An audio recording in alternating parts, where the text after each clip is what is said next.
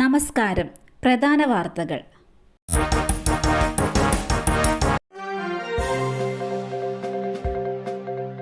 ഉണ്ണി മുകുന്ദനും manager Vipin കുമാറും തമ്മിലുള്ള പ്രശ്നം പരിഹരിച്ചെന്ന് ഫെഫ്ക.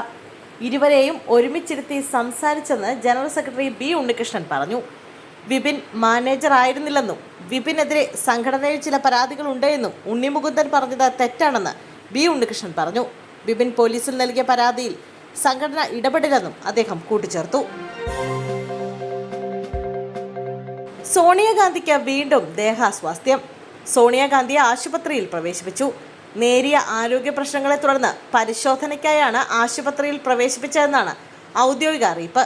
ഹിമാചൽ പ്രദേശിലെ ഷിംലയിലുള്ള ഇന്ദിരാഗാന്ധി മെഡിക്കൽ കോളേജ് ആശുപത്രിയിൽ ചികിത്സയ്ക്ക് ശേഷം വൈകിട്ട് 7 മണിയോടെ അവർ മടങ്ങി. സോണിയാഗാന്ധിയുടെ ആരോഗ്യസ്ഥിതി നിലവിൽ തൃപ്തികരമെന്ന് ഡോക്ടർമാർ പറയുന്നു.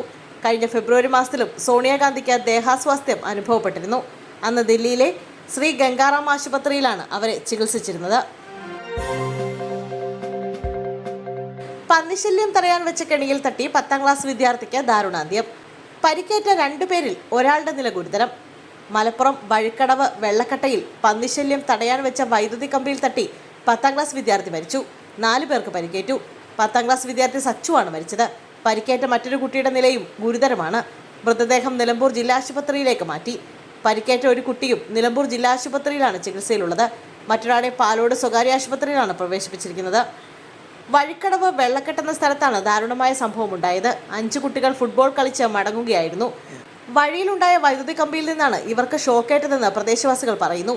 ഇവരിൽ 4 പേർക്കും ഷോക്കേറ്റു. ഗുരുതരമായി പരിക്കേറ്റ കുട്ടിയാണ് പാലാടുള്ള സ്വകാര്യ ആശുപത്രിയിൽ ചികിത്സയിലുള്ളത്. സ്ഥലത്ത് വന്യജീവി ശല്യം രൂക്ഷമാണെന്നും പ്രദേശവാസികൾ പറയുന്നു. സ്ഥലമാറ്റ ഉത്തരവ് പിന്നാലെ സ്കൂളിനുള്ളിൽ ജീവനക്കാരനെ മരിച്ച നിലയിൽ കണ്ടെത്തി. മണ്ണാർക്കാട് പള്ളിക്കുറുപ്പ് ഹൈസ്കൂൾ ജീവനക്കാരനെ തൂങ്ങി മരിച്ച നിലയിൽ കണ്ടെത്തി. സ്കൂളിലെ നോൺ ടീച്ചിങ് ജീവനക്കാരനായ അനൂപാണ് മരിച്ചത്. ഇന്ന് വൈകിട്ടാണ് മൃതദേഹം കണ്ടെത്തിയത്. സ്കൂളിൽ രാത്രി ഡ്യൂട്ടിക്കെത്തിയ വാച്ച്മാനാണ് സംഭവം ആദ്യം കണ്ടത്. പിന്നാലെ പോലീസിനെയും സ്കൂൾ അധികൃതരെയും വിവരമറിയിച്ചു. പോലീസ് സ്ഥലത്തെത്തിയിട്ടുണ്ട്. കഴിഞ്ഞ ദിവസം അടയ്ക്കാപ്പുത്തൂർ സ്കൂളിലേക്ക് സ്ഥലം മാറ്റിയിരുന്നു. ഇതിന് പിന്നാലെയാണ് മരണം. അനൂപിൻ്റേത് ആത്മഹത്യയെന്നാണ് നിഗമനം.